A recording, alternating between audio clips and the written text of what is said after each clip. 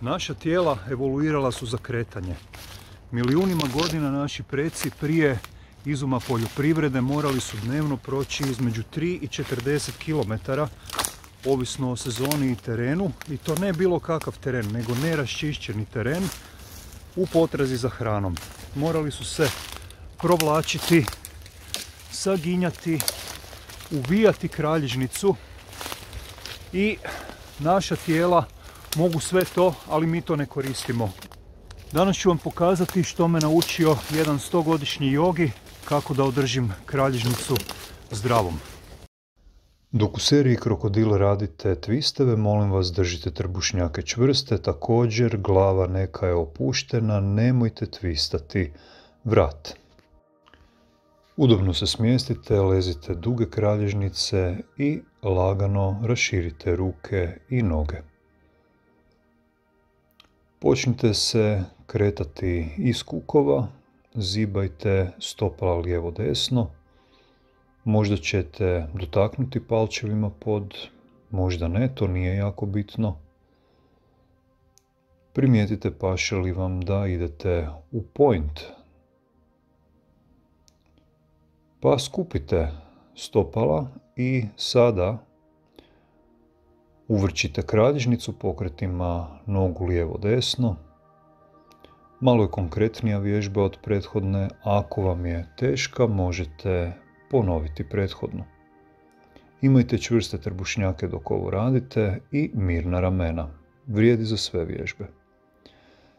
Pa krokodil na leđima ili dvostruki bicikl, kako ga neki zovu. Ovdje je jako bitno da trbušnjacima učvršćujete zdjelicu koja se ne smije zibati. Vratimo noge jednu uz drugu, odnosno prebacimo nogu preko noge u visini skočnog zgloba i ponovo zibajmo lijevo-desno. 3 do 6 puta na jednu stranu, pa onda zamijenimo redoslijed nogu.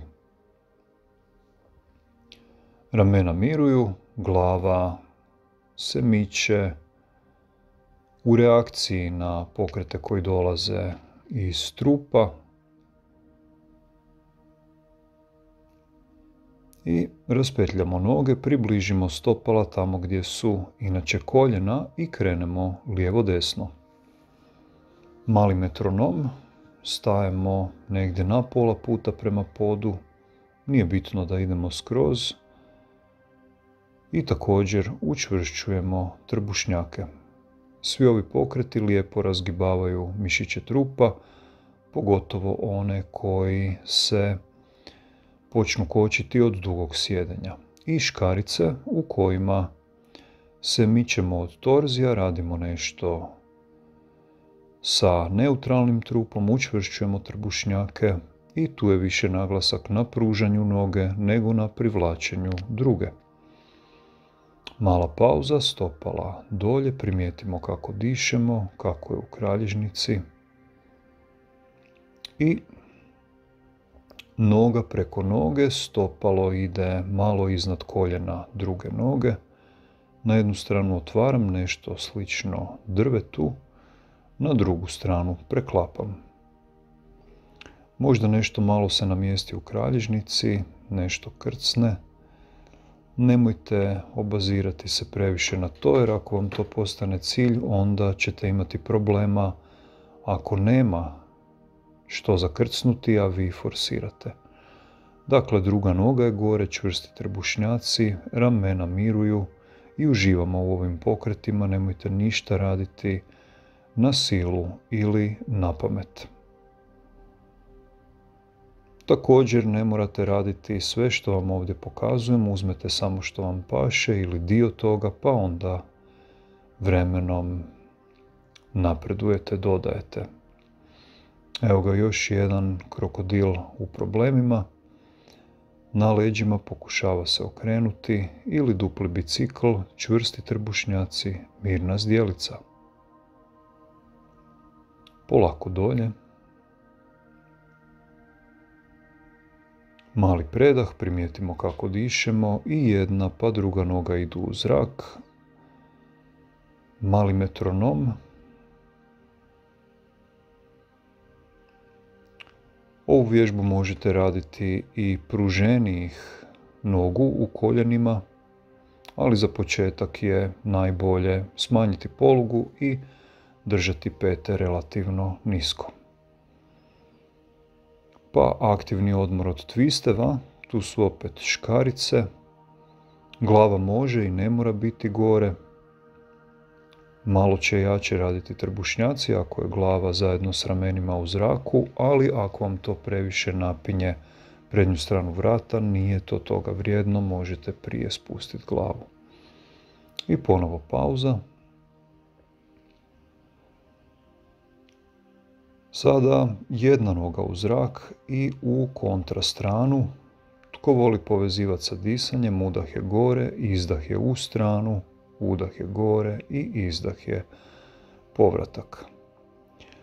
Ovo je nešto intenzivnija poluga od ovih do sad, zato radim na jednu pa na drugu stranu, da nema previše pokreta u jednu stranu i da ne zamaram iste mišiće. Ovdje molim vas, ne trudite se ići daleko, čuvajte donja leđa. Je teže da dođe noga do poda, ali to je nešto što je potencijalno opasno. I opet krokodil na leđima. Ako ne radite točno kao ja, nego u jednom trenu se osamostalite, pamtite, nakon svake ili svake druge vježbe sa torzijom ubacujete nešto u sredini da učvrsti trbušnjake. Mala pauza. I eventualno možete još probati, ako idete do dolje, prihvatiti nogu rukom, mada ovo preporučam samo ljudima koji se bave gimnastikom ili aktivno sa sportovima nekima, koji imaju slični raspon pokreta i također ne puno, možda samo jednom, maksimalno 2 puta. Nakon toga zagrlimo koljena, opet mali reset u sredini i promotrimo kako je serija do sad imala utjecaja na cijeli trup, na noge, na područje oko kralježnice. Uživamo u promjeni. Ako osjetite da imate više energije, da ste procirkulirali, da ste spremni na nove izazove, onda je ova serija odvježbana sa dobrom mjerom. Za sve druge varijante, molim vas, nemojte se truditi u krivom smjeru. Ako vam je ovo koristilo ili znate nekoga kome bi moglo koristiti, pošaljite mu. Vidimo se uskoro.